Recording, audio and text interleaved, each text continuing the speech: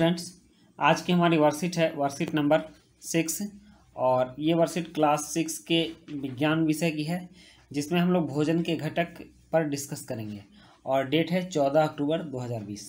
तो चलिए वर्कशीट शुरू करने से पहले मैं आपको बता दूं कि आप लोगों ने अभी तक हमारे चैनल को सब्सक्राइब नहीं किया है तो सबसे पहले चैनल को सब्सक्राइब कर लें और उसके बाद बेल आइकन का बटन दबा दें ताकि वीडियो के सारे नोटिफिकेशंस आप तक पहुँचते रहें। तो चलिए शुरू करते हैं।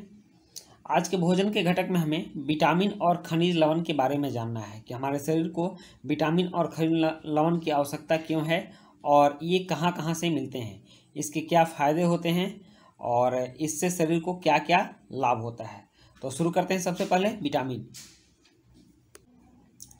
यद्यपि ये बहुत ही कम मात्रा में आवश्यक है, शरीर में इनकी आवश्यकता काफ़ी कम होती है, बहुत कम मात्रा में इसकी आवश्यकता होती है शरीर को, लेकिन फिर भी यह काफ़ी महत्वपूर्ण है।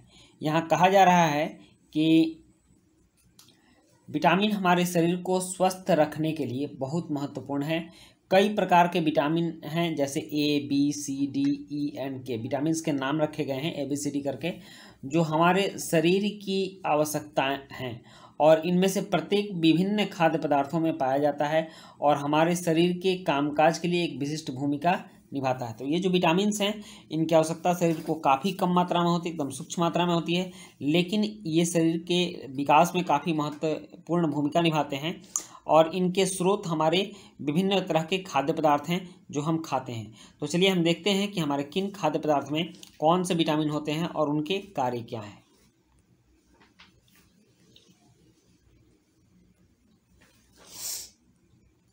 सबसे पहले है विटामिन ए। विटामिन ए गाजर, आम, जिगर, कॉड लिवर ऑयल में मिलता है। जिगर मतलब कलेजी होता है और इसका कार्य है यह आँखों, बालों एवं त्वचा के लिए उत्तम होता है। तो विटामिन ए आँख, बाल और त्वचा के लिए उत्तम होता है, आप इसको याद रखेंगे।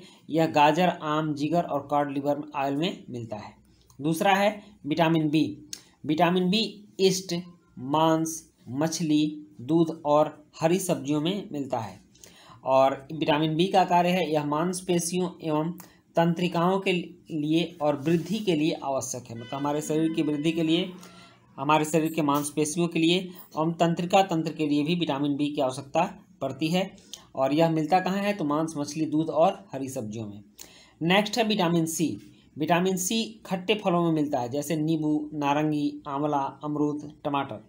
और विटामिन सी से दांत और मसूड़े स्वस्थ रहते हैं, रोगों के प्रति प्रतिरोधक क्षमता विकसित होती है। मतलब रोगों से लड़ने की क्षमता शरीर में आती है, ये विटामिन सी से ही आती है। आपने देखा होगा कि कोरोना काल में सब लोगों को सलाह दिया जाता था कि आप खट्टे फल खाइए, जिससे कि रोग प्रतिरोधक क्षमता हमारे शरीर में ज़्यादा से ज़्यादा बढ़े। नेक्स्ट है विटामिन डी। और विटामिन डी दूध, मक्खन, कॉड लिवर ऑयल और धूप के संपर्क में आने से मिलती है और ये कैल्शियम का उपयोग करके हड्डियां और दांत मजबूत हो जाते हैं। मतलब कि विटामिन डी जो है हमारे हड्डियों और दांतों को मजबूत करता है। तो अब नेक्स्ट देखते हैं कि हमें क्या देखना है। अगला है खनिज लवण। तो अभी हमने विटामिन पर डिस्कस किया, अब हम लोग खनिज लवण पर डिस्कस करेंगे। चलिए, खनिज लवण हमारे शरीर को बहुत कम मात्रा में इनकी आवश्यकता होती है। इनकी आवश्यकता भी सूक्ष्म रूप से हमारे शरीर को होती है और वे शरीर के विभिन्न भागों के निर्माण और जीवन की विभिन्न प्रक्रियाओं को पूरा करने में मदद करते हैं। मतलब कि ये भी शरीर के लिए काफ़ी महत्वपूर्ण होते हैं और हमारे जीवन की विभिन्न प्रक्रियाओं को पूरा करने में मदद करते हैं। वे पौधों से मिलने वाले खाद्य पदार्थों और पशुओं से मिलने वाले खाद्य पदार्थों दोनों से प्राप्त किए जाते हैं। मतलब खनिज लवण जो हैं ये पौधों से भी मिलते हैं और पशुओं से भी मिलते हैं। पौधे मिट्टी से खनिज अवशोषित करते हैं, पशु पौधों से भोजन प्राप्त करते हैं, इसलिए पशु से मिलने वाले खाद्य पदार्थों में भी खनिज होते हैं। तो अब हम देखते हैं कि हमें किन खनिज लवणों की आवश्यकता है और उनके कार्य क्या हैं। तो सबसे पहले कैल्शियम। कैल्शियम क्या स्रोत हैं, दूध और हरी सब्जियां। मतलब दूध और हरी सब्जियों में कैल्शियम मिलता है और इसका कार्य है कि यह हड्डियों एवं दांतों के निर्माण के लिए और रक्त के थक्का जमने में भी मदद करता है। एक और चीज़ आपको याद रखना है कि यहाँ रक्त का थक्का जमने में विटामिन के की भी बहुत महत्वपूर्ण भूमिका होती है, इसलिए आप लोग इसको भी याद रखेंगे कि विटामिन के रक्त का थक्का जमने में महत्वपूर्ण भूमिका निभाता है। नेक्स्ट है फास्फोरस, और फास्फोरस मांस, मछली और अंडों में मिलता है और यह हड्डियों एवं दांतों के निर्माण के लिए आवश्यक है। इससे हड्डियों एवं दांतों का निर्माण होता है। उसके बाद है आयरन। आयरन मतलब लोहा। लोहे की आवश्यकता भी हमारे शरीर को होती है, जो लीवर, मांस और हरी सब्जियों में मिलती हैं। पालक में लोहा प्रचुर मात्रा में मिलता है, इसलिए बच्चों को पालक खाना चाहिए। ठीक। और शरीर में रक्त निर्माण में इसकी महत्वपूर्ण भूमिका होती है।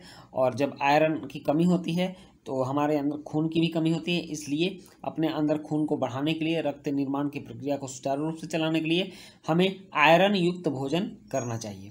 नेक्स्ट है आयोडीन। आयोडीन समुद्री खाद्य पदार्थों में मिलता है, जिसको आप लोग सी फूड बोलते हैं। तो उस सी फूड में आयोडीन मिलता है और आयोडीन युक्त नमक से भी आयोडीन प्राप्त होता है। यह शरीर की वृद्धि के लिए काफ़ी आवश्यक है। तो अभी हमने जाना विटामिन और खनिज लवण के बारे में, जो कि शरीर की वृद्धि के लिए आवश्यक होते हैं। अब इस पर आधारित कुछ प्रश्न हैं, उन प्रश्नों के जवाब भी हमें देने हैं। तो चलिए हम लोग एक एक करके इनके प्रश्नों को हल करते हैं। यहाँ पहला प्रश्न है, हड्डियों और दांतों को मजबूत बनाने के लिए आवश्यक विटामिन का नाम बताइए। तो इसका उत्तर है विटामिन डी हड्डियों और दांतों को मजबूत बनाता है। नेक्स्ट है, विटामिन सी हमारे डैश और डैश को स्वस्थ बनाए रखने में मदद करता है। तो इसका उत्तर है विटामिन सी हमारे दांत और मसूड़ों को स्वस्थ बनाए रखने में मदद करता है। यहाँ डैश जहाँ है वहाँ दांत और मसूड़े फिल करेंगे, भरेंगे। नेक्स्ट है प्रश्न 3। तो प्रश्न 3 है कि समुद्री भोजन में कौन सा खनिज पाया जाता है। तो इसका उत्तर है समुद्री भोजन में आयोडीन पाया जाता है। और प्रश्न 4 है, गाजर खाने से आपकी आंखों की रोशनी बढ़ाने में कैसे मदद मिल सकती है। तो इसका उत्तर है गाजर में विटामिन ए मिलता है, जिससे हमारी आंखों की रोशनी बढ़ाने में मदद मिलती है। उसके बाद है प्रश्न 5।